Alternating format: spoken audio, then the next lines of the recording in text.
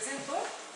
Obrigada. O meu nome é Valéria, eu sou professora da PUC Minas, eu sou professora do curso de Direito e eu sou coordenadora de um núcleo que nós denominamos lá Núcleo de Apoio ao Estudante, onde nós acompanhamos os nossos alunos tentando ajudar os alunos a melhorarem seu desempenho.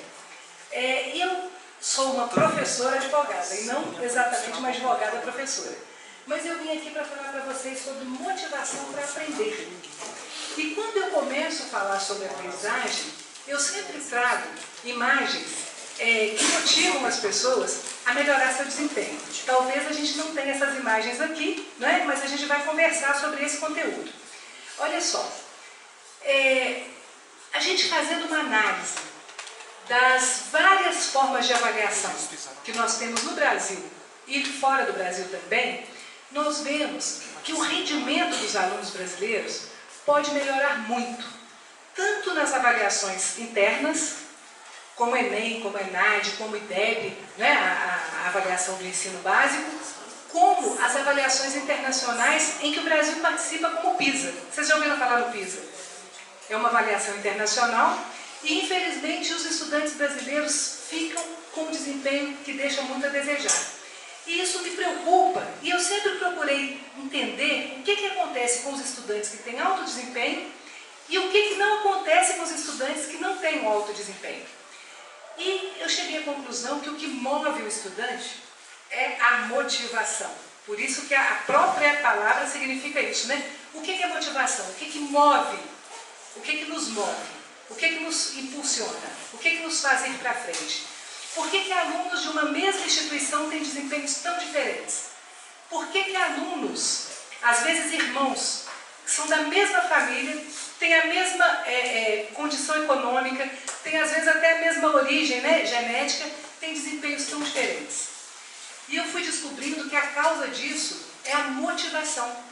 Porque tem aluno, tem estudante que tem uma motivação que vem de dentro, uma motivação interna. Estuda porque gosta, porque tem prazer, porque se desafia, porque quando vai estudar alguma coisa que não entende, não desiste na primeira dificuldade, continua insistindo e então ele se motiva. O aluno que não tem essa motivação precisa buscar essa motivação. Então, eu gosto muito de falar para alunos da engenharia, porque vocês já têm por característica, por gostarem de matemática, de física, vocês já têm um pensamento mais organizado, mais disciplinado, então é mais fácil ajudar vocês no desenvolvimento das habilidades não cognitivas, que eu vou falar daqui a pouco, mas que são habilidades que não estão simplesmente ligadas à memória, ao cérebro e à atenção. Mas hoje eu quero falar para vocês aqui de habilidades cognitivas e de habilidades não cognitivas. Para você ter um bom desempenho, você precisa desenvolver a sua atenção, você precisa entender como o seu cérebro funciona, porque nós todos temos a mesma ferramenta. Um cérebro maravilhoso, que é uma máquina de aprender, com 85 bilhões de neurônios, a mesma ferramenta que os estudantes finlandeses têm, que ficam em primeiro lugar no PISA, a mesma ferramenta que os estudantes sul-coreanos têm, que os estudantes de Hong Kong têm, que os estudantes poloneses, canadenses têm. Nós temos o mesmo ponto de partida. Nós temos uma capacidade cognitiva que é inata, ela nasce conosco. O que nós fazemos com essa capacidade é que é diferente do que eles fazem. Porque nós não temos um manual de instrução para usar esse cérebro, não é? E o que acontece com os alunos em geral? Em geral, nós estudamos errado, temos a falsa ilusão de que aprendemos, quando na verdade nós não conseguimos aprender e reter de forma sólida os conteúdos. Então, o que acontece quando você estuda? Vejam se eu estou falando o que acontece com vocês. Poucos alunos aqui têm o hábito de estudo diário. Estou certa ou não? Sim. Poucos alunos aqui estudam no dia da aula. A maioria dos alunos estuda perto da prova. E a maioria, eu estou falando de uma maneira geral, porque os estudantes brasileiros, todos os estudantes brasileiros, com exceções, com as exceções dos alunos que têm um desempenho melhor pela automotivação, fazem isso. E os estudantes, por exemplo, lá do nosso curso de Direito, fazem isso também. Estudam para a prova, não estudam porque teve aula. Estudam para ter nota, não estudam para aprender. E aí o que acontece? acontece que, na verdade, o primeiro diagnóstico que nós podemos fazer, que outros professores já fizeram, né, outros professores preocupados com a educação, preocupados com a aprendizagem, é que nós temos muitos alunos, mas nós temos poucos estudantes. Aluno é o que vai à aula, o estudante é o que vai à aula, estuda aquela aula e faz revisão daquela aula na mesma semana. Se você só vai à aula e assiste a aula, você não aprendeu. Porque assistir a aula não é aprender. Assistir a aula é a primeira etapa da aprendizagem. Você só aprende quando você depois estuda aquele conteúdo, estuda aquela informação, aquele conhecimento, de forma a consolidar aquela informação. Então, vocês querem ver um exemplo? Um exemplo não, deixa eu colocar primeiro aqui o que é aprendizagem. Aprender tem 3 etapas. A primeira é a aquisição do conhecimento, é quando você assiste uma aula, quando você ouve uma palestra, quando você faz uma leitura de um livro científico ou técnico. Depois, isso você ainda não aprendeu, você só compreendeu aquele conteúdo. Por isso que os professores na sala, eles falam assim, vocês entenderam isso? Porque entender é a primeira etapa, mas ainda não é a aprendizagem. A aprendizagem acontece quando você depois estuda aquele conteúdo em casa, de preferência no mesmo dia da aula. Por quê? Porque se você estuda aquele conteúdo no mesmo dia, você fortalece as suas conexões cerebrais, as suas sinapses. E daqui a pouquinho eu vou mostrar para vocês aqui como é que funcionam os neurônios. De uma forma muito simplificada, mas só para vocês entenderem como é que nós realmente aprendemos. E depois que você estudou, você tem a terceira etapa da aprendizagem, que é demonstrar que aprendeu. Como é que você demonstra que aprendeu? Quando você consegue evocar aquele conhecimento que você adquiriu, resolvendo um problema da vida prática, resolvendo uma questão de uma prova, fazendo uma demonstração prática do que você aprendeu, ou seja, quando você aplica. Então, a aprendizagem tem esses 3 momentos. A aquisição do conhecimento, a aquisição da informação, o momento em que você consolida essa informação, e o terceiro momento, quando você aplica o que você aprendeu. Professor, por gentileza, qual é o arquivo que eu tenho que abrir? Esse aqui. Esse aqui? Isso.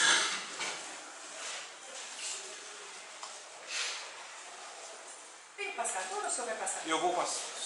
Pode passar. Aí esse primeiro aqui já pode passar. Pode passar que eu já falei isso aqui. Pode passar esse também. Olha só. A base da nossa aprendizagem, então, ela está no nosso sistema nervoso, não é? Nos nossos neurônios. E como é que as informações nos chegam? Como é que o conhecimento acontece? Olha só. Isso aqui é uma célula nervosa, não é? É um neurônio. E todos os estímulos que a gente recebe do meio ambiente, seja através da audição, seja através da visão, tudo que você recebe de estímulo é processado através dessas células nervosas, do neurônio, não é? Olha aqui, aqui tem o corpo do neurônio, aqui tem os dendritos. Essas aqui são as células que recebem as mensagens do exterior. Essas mensagens são transformadas em sinais elétricos e químicos. Então a aprendizagem acontece como reações químicas no nosso cérebro. Para essas reações serem fortes, serem sólidas, você precisa ter muita atenção com o que você está estudando, você precisa estar focado e você precisa ver isso várias vezes. Você precisa praticar. Não pensem que vocês vão aprender um conteúdo, um conceito, que vocês vão conseguir aplicar conhecimento tendo visto uma única vez. O nosso cérebro, para formar conexões sólidas, para formar sinapses fortes, precisa de prática. É como acontece com os atletas, é como acontece com os músicos profissionais. Vocês acham que um pianista, que um guitarrista ou que um jogador de basquete, ele adquire aquela maestria, ele adquire aquela habilidade treinando pouco tempo, com 2 ou 3 jogadas? É preciso muita prática, muito treino, para que o cérebro forme essas conexões e elas fiquem sólidas. Tá? Então, olha só, toda vez que você está estudando de forma concentrada, você está enviando estímulos, né, visuais, auditivos, da sua área de linguagem, da sua área motora, nós estamos enviando estímulos para o cérebro. Esses estímulos, olha só, isso aqui é um prolongamento do citoplasma, né, da célula. Esse axônio, ele vai se ligar a outro neurônio, através aqui dos dendritos, e vai transmitir a informação que ele recebeu. Se você está com a atenção focada, esse sinal eletroquímico vai ser forte e vai formar conexão forte. Se Se você está com a atenção dispersa, se você está estudando, olhando o celular, se você está em casa vendo televisão, se você não está com a atenção focada, você não vai conseguir formar conexões fortes. Então, é muito importante vocês entenderem isso, tá? Agora, professor, pode passar, por favor. Uma coisa muito interessante que a gente tem que entender é que o nosso cérebro tem uma capacidade infinita de se transformar, de se modificar. Tem pessoas que ficam muito tempo sem estudar e quando voltam tem um pouco de dificuldade. Foi porque ela não teve o hábito, não é? Tinha muito tempo que não estudava. Mas se ela começa a estudar, ela vai treinando, ela vai praticando, depois de um certo tempo ela está no mesmo nível de quem já vem estudando. Por quê? Porque o cérebro não é rígido, o cérebro não é fixo. As transformações vão acontecendo. E a neurociência está descobrindo agora que ainda existe um fenômeno que não conhecíamos antes, que se chama neurogênese, que é a capacidade de surgimento de novos neurônios no nosso cérebro. E não só quando a gente é criança, mas na idade adulta, não é? Então, essa parte fisiológica é muito interessante para a gente entender que para a gente ter uma aprendizagem sólida, nós precisamos formar conexões neuronais sólidas. E isso vem através de quê? Da atenção, da concentração e do foco. Vocês não... o cérebro ele tem uma capacidade imensa de processar informações. Mas uma coisa que a neurociência nos ensina é que é uma informação de cada vez. Ninguém aprende com atenção dispersa. Por quê? Porque ou você está alternando a atenção e aí você não está aprendendo. Porque se você ouve música, vê televisão e estuda, quando a música tem uma palavra ou uma frase que te chama atenção, você alternou a sua atenção do estudo para a música. Você não tem atenção simultânea em mais de uma coisa. Você só tem atenção em uma coisa de cada vez. Isso para vocês deve ser novidade, né? Porque tem muito estudante que acha que consegue fazer tudo ao mesmo tempo. Se você estuda, mas divide a sua atenção, você está reduzindo a sua capacidade de aproveitamento. Agora, se a sua atenção for focada, você vai aprender muito mais, tá? Uma coisa importante para vocês entenderem é o seguinte: a nossa memória, existem 3 tipos de memória, e isso é que é muito importante para o estudante melhorar o seu desempenho. Eu estou aqui falando para vocês, ou o professor está falando para vocês na sala de aula, ou vocês estão lendo um livro. A memória que está funcionando nesse momento é a memória chamada memória de trabalho. É uma memória online, onde você está compreendendo o que eu estou falando, mas você não está fixando o que eu estou falando. E isso é natural que seja assim, porque se a gente for guardar tudo que acontece com a gente durante o dia, a gente enlouqueceria, não é? Mas essa memória de trabalho, essa memória online, ela fica localizada aqui atrás da testa, na região do nosso córtex pré-frontal. O que acontece com essa memória? Ela é de curto prazo. Ela é praticamente online, como eu estou falando. Por exemplo, quem é que se lembra da terceira palavra da última frase que eu falei? Ninguém vai se lembrar, mas vocês se lembram do sentido do que eu falei, não é isso? Então, quando você assiste uma aula, essa memória te ajuda a entender a aula, mas essa memória não vai se consolidar, ela não vai se fixar se você, no mesmo dia, enquanto as conexões ainda existem, se você não reforçar essa informação. Como é que você reforça essa informação? Estudando esse conteúdo. E aí, quando você chega em casa e vai estudar esse conteúdo, você está usando uma outra área do cérebro chamada hipocampo, que é a área da aprendizagem, a área da memória de longo prazo, que você vai ativar quando você está estudando, fazendo exercício, fazendo um simulado, assistindo uma videoaula para complementar a informação da aula que você teve na faculdade, lendo um conteúdo para entender melhor um conceito que você não assimilou ainda e que está te dificultando para você resolver um problema, não é? Então, quando você está estudando, praticando, você então está trabalhando com a memória de curto prazo. É diferente da memória de trabalho. A memória de trabalho dura segundos. A memória de curto prazo dura horas, pode durar 6 horas, 8 horas. Por isso que é importante que você estude no mesmo dia. Depois você tem que fazer revisões, pelo menos 2 ou 3, de preferência em um período que não seja muito longo. Se você conseguir fazer umas 2 ou 3 revisões na mesma semana, você vai estar consolidando essas informações. E olha só que interessante. Quando você consolida essas informações com as revisões, você então não está ativando uma área única do cérebro. Não é só o lobo pré-frontal, não é só o hipocampo, você vai estar ativando várias áreas cerebrais, porque vários estímulos ativaram áreas diferentes do cérebro. Não só a visão, mas também a audição, a área relacionada à linguagem, a área relacionada à área motora. Então, são várias áreas do cérebro que são ativadas para formar a memória de longo prazo. E a aprendizagem é memória de longo prazo. Não é decoreba. Decoreba é estudar na véspera da prova, decorar aquilo tudo ali, para 2, 3 dias depois você não saber mais evocar aquele conhecimento. Se você precisar fazer outra prova, você não consegue. Então, vocês estão entendendo? Nós temos a memória operacional, ou memória de trabalho, nós temos a memória de curto prazo e nós temos a memória de longo prazo. A aprendizagem passa por todo esse processo. O que acontece com os alunos de uma maneira geral? Vocês estudam na véspera da prova, porque acham que se estudarem antes vão esquecer o conteúdo. Na verdade, é o contrário que acontece. Se você estuda no dia da aula, reforça isso em casa e faz revisões, você vai formar memória de longo prazo. Memória de longo prazo, então, gente, é retenção de conhecimento que, segundo a neurociência, pode durar para você infinitamente. Lógico que tem alguma coisa que você vai esquecer, mas se depois você tiver que fazer uma revisão, você vai relembrar porque você realmente aprendeu. Tá? Então, o que é correto? Qual é a forma correta de estudar?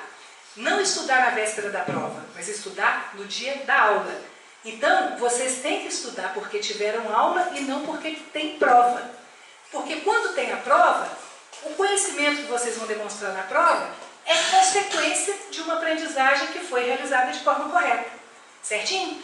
Então, eu queria mostrar para vocês um gráfico aqui, esse gráfico foi elaborado por um psicólogo alemão há muitos anos atrás, é uma coisa antiga, mas é válido, é super atual, para vocês entenderem como é que funciona a curva do esquecimento e por que nós precisamos estudar no dia da aula e por que nós precisamos revisar. Professor, você pode passar para mim, por favor? Pode passar. Eu quero um gráfico. É um gráfico. Pode passar? Aqui. Vejam só. Esse gráfico aqui demonstra, na linha vertical, a quantidade de informação que nós conseguimos reter. Na linha horizontal, o tempo em dias a partir do momento que você teve a informação. Então, considerem que lá no início daquela linha vermelha, que é a curva, você teve uma aula. Considerem o ponto A como uma aula, uma palestra. Olha só, quando você aprendeu, aliás, você entendeu na aula, no mesmo dia, você já perde mais de 50% dessa informação. Olha a curva do esquecimento, como é que ela é rápida. No segundo dia, se você não estuda em casa e não faz reforço, você já perde quase 80% dessa informação. Uma semana depois, você já não tem nem 10% de memória daquela aula mais.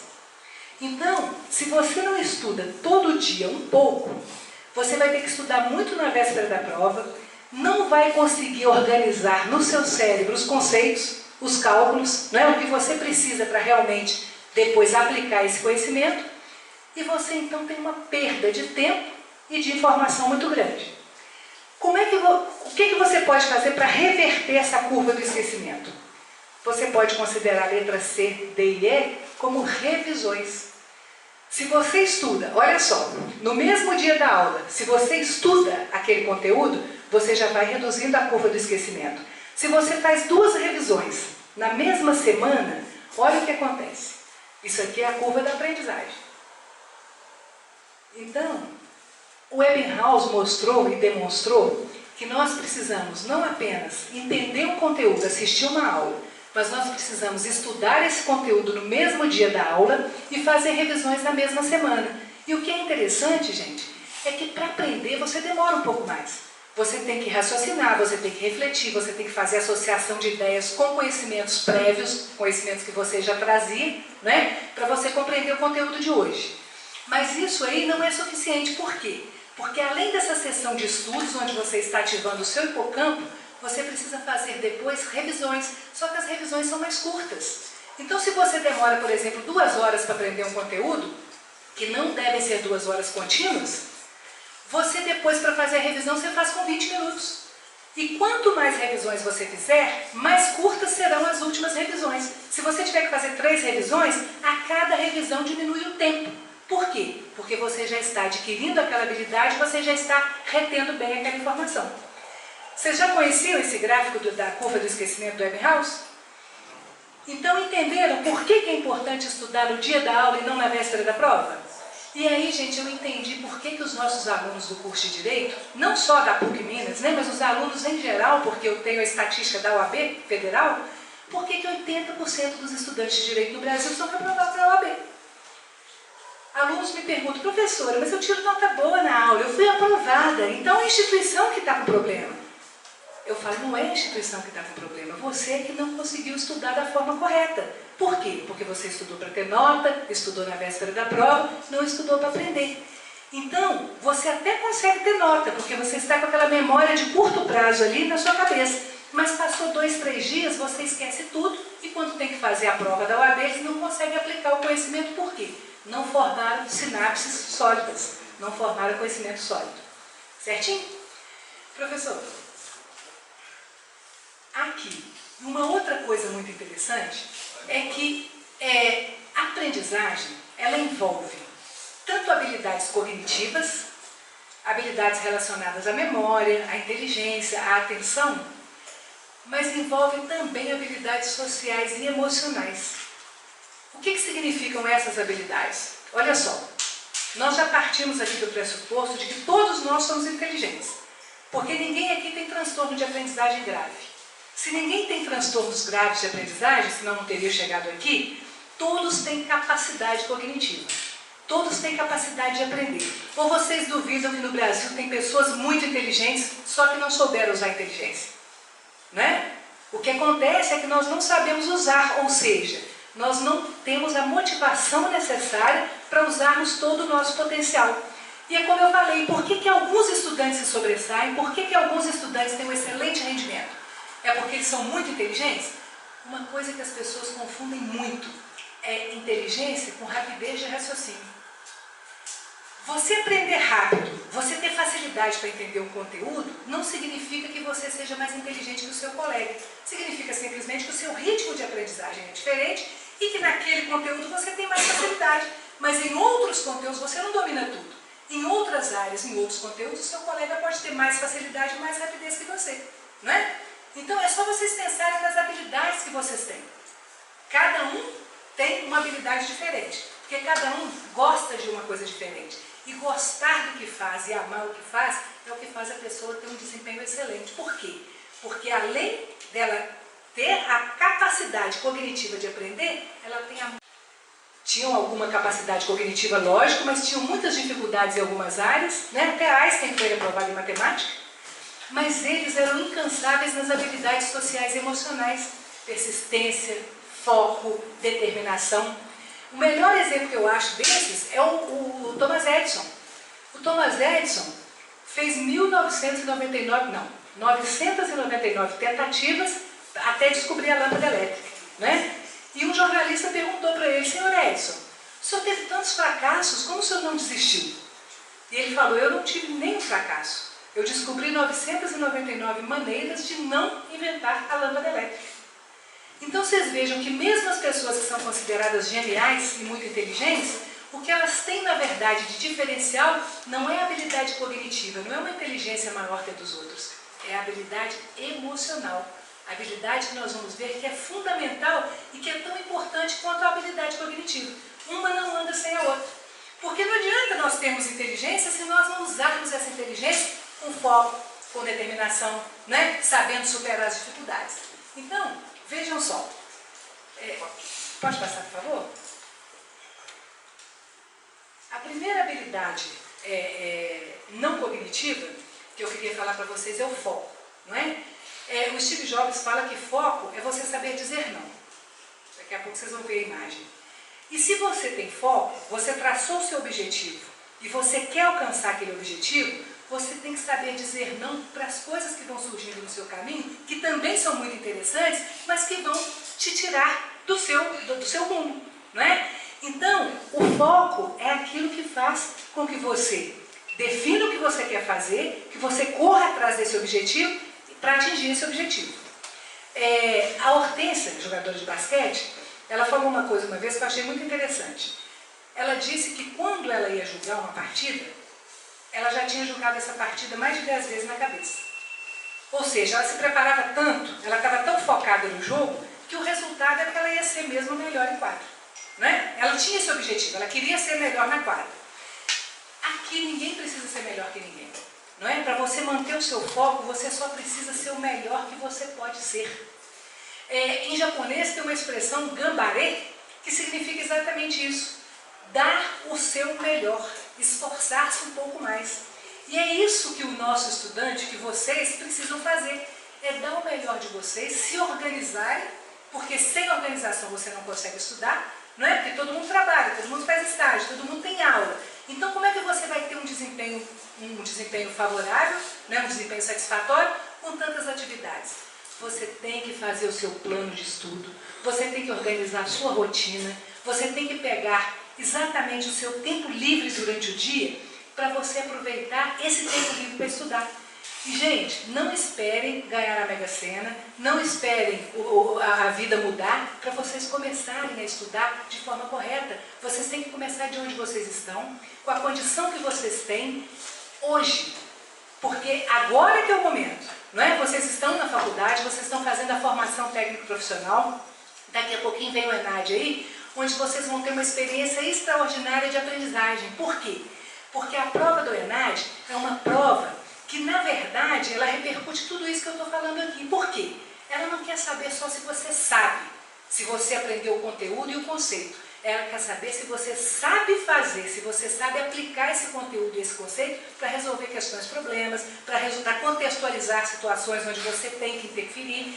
Ela quer saber se você sabe argumentar, raciocinar. Isso tudo é muito importante. Então, uma coisa muito interessante do ENAD que eu acho é que ele vai te dar a oportunidade de fazer uma prova que não foi elaborada pelos seus professores, uma prova muito bem feita, não é? Porque o banco de itens do INEP é muito bem feito, mas você vai poder avaliar o seu desempenho, como é que está a sua formação, sem ser punido, porque você não vai ser aprovado ou reprovado.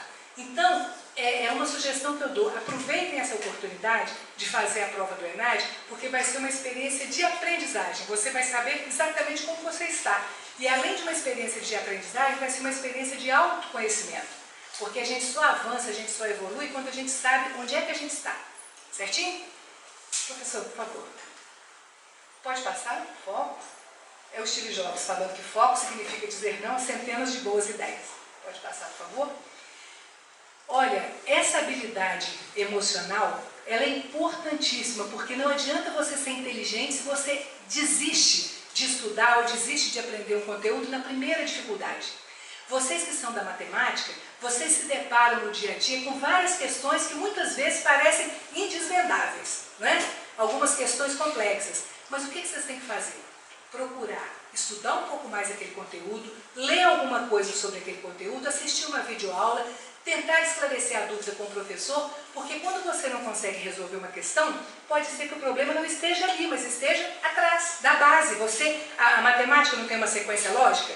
Se você queima uma etapa sem aprender, você não consegue resolver as questões lá na frente. Não é assim, professor? Então, vocês têm que procurar resolver as questões, superar as dificuldades sem desistir. Esse é o exemplo dos alunos finlandeses que estão no topo do PISA. Os estudantes finlandeses, eles têm uma característica muito interessante. Eles têm uma resistência diante da adversidade, eles não se deixam abater. Se ele tem dificuldade, se ele tirou uma nota ruim na prova, ele fala isso para o professor, para os colegas, ele não tem nenhum problema em reconhecer que ele tem uma dificuldade. Por quê?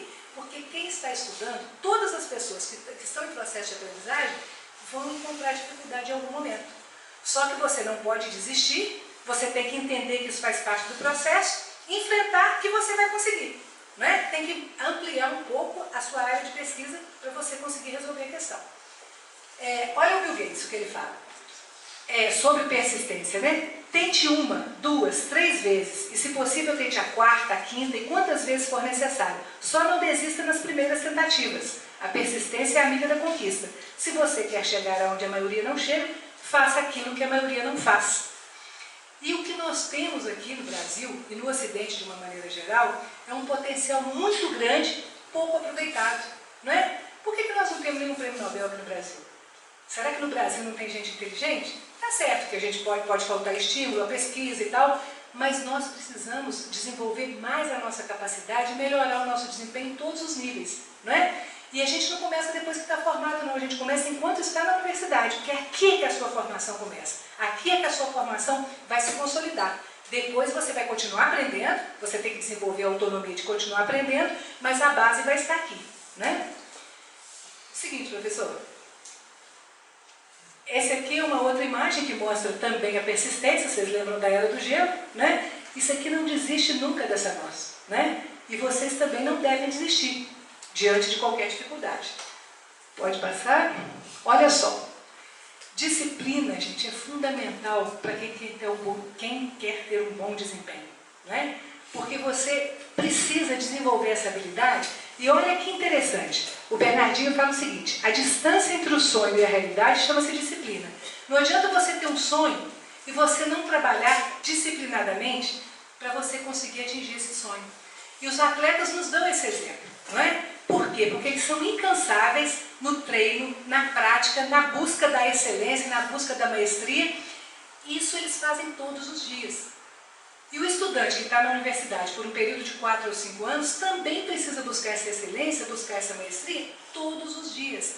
Disciplina é você, eu não sei o que estou falando, não é o Renato Russo que fala, disciplina é liberdade. Não é? É você optar por seguir aquilo que você definiu como prioridade na sua vida e não se deixar distrair.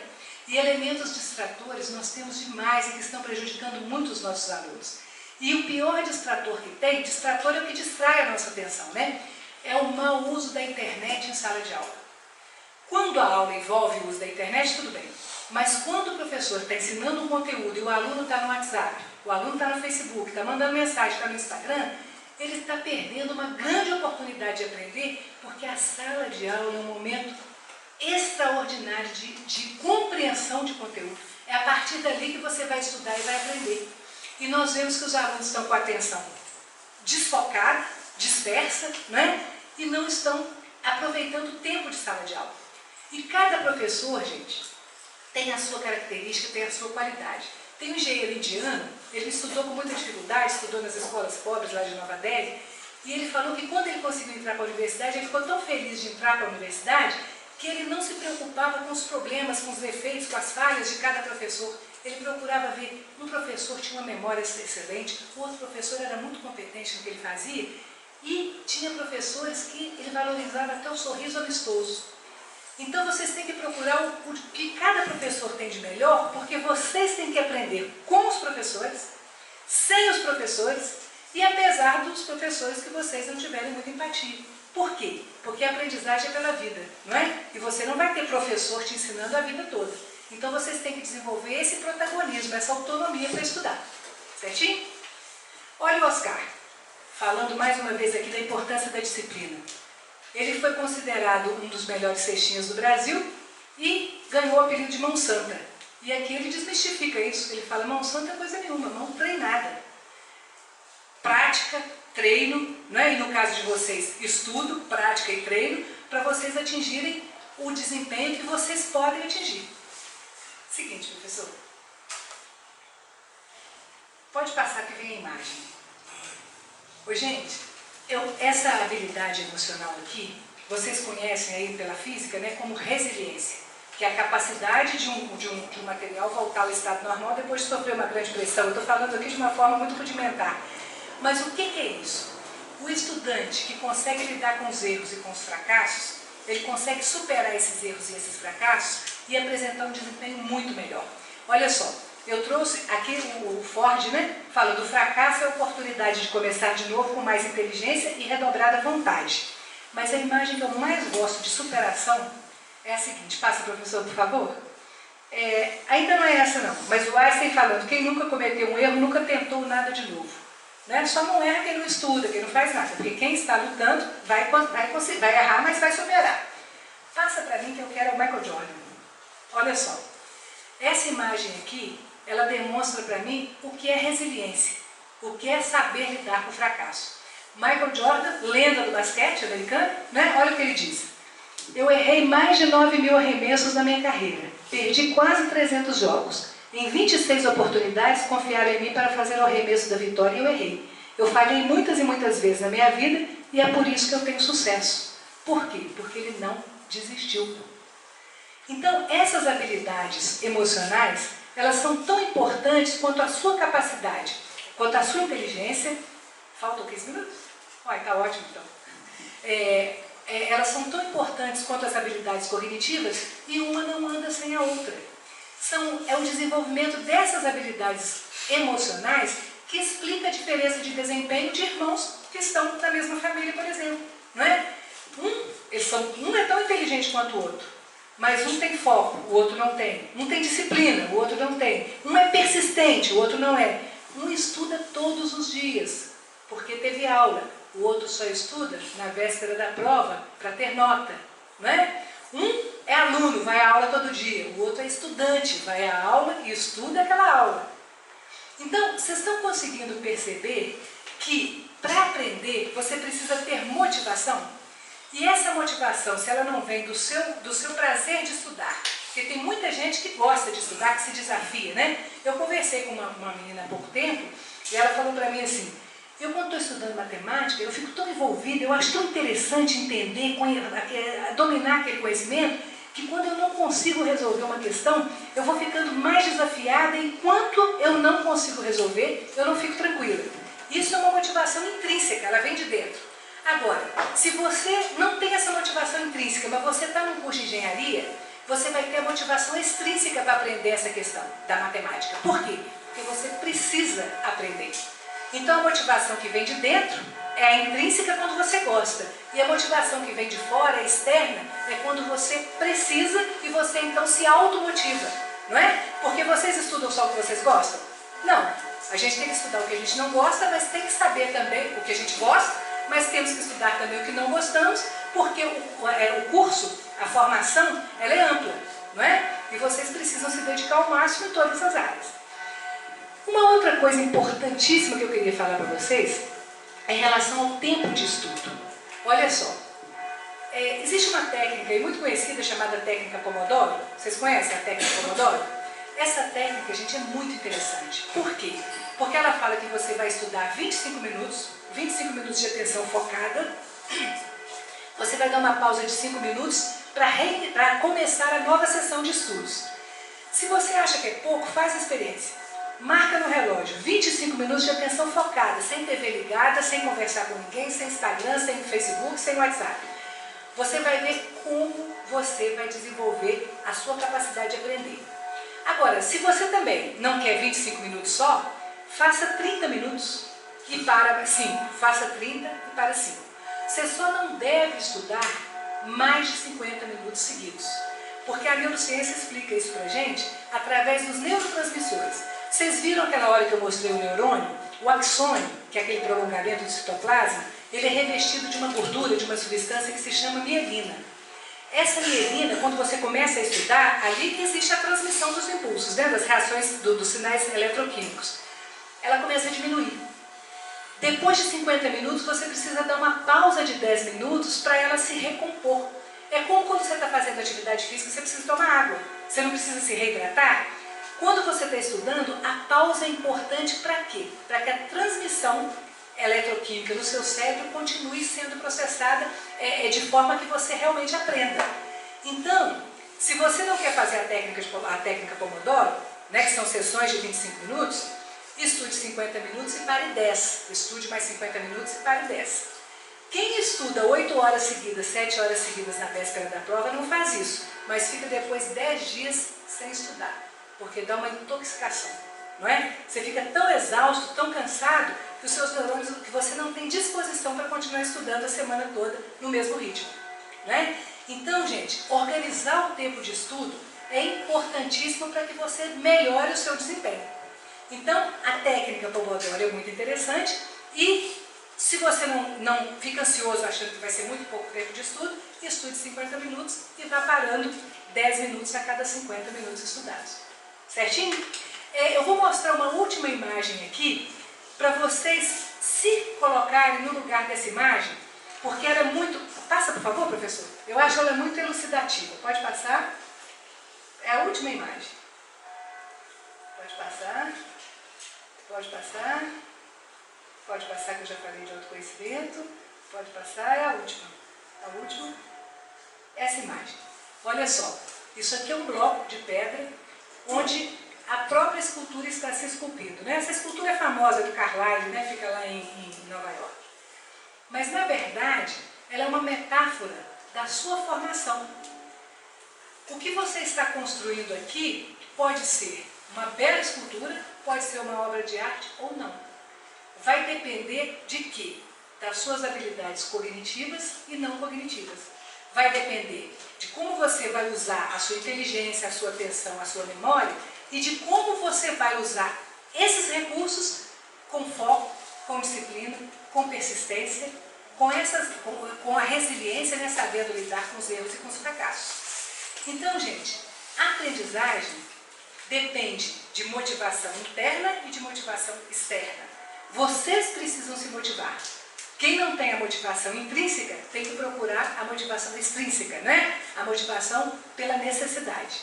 E o que eu desejo para vocês? Para encerrar, que o professor já falou comigo, o tempo aqui está muito curto, né?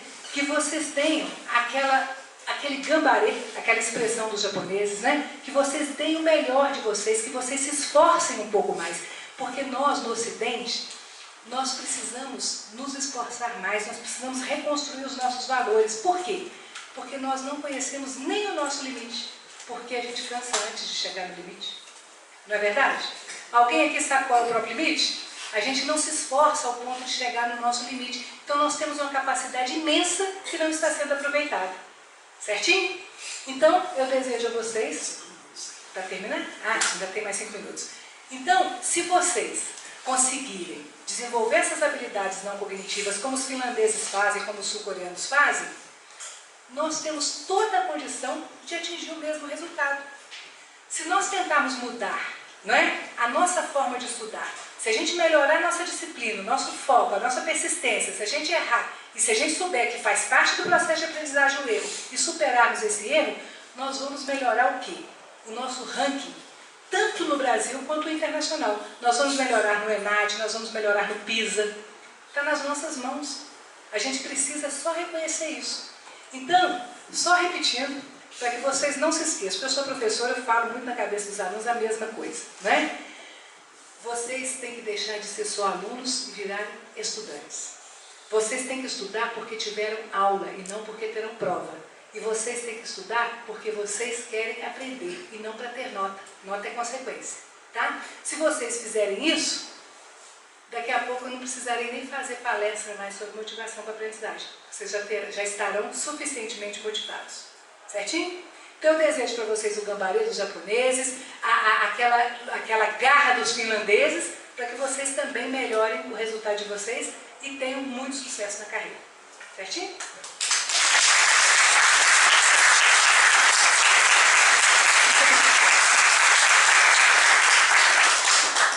Pena que tem que acabar, não é?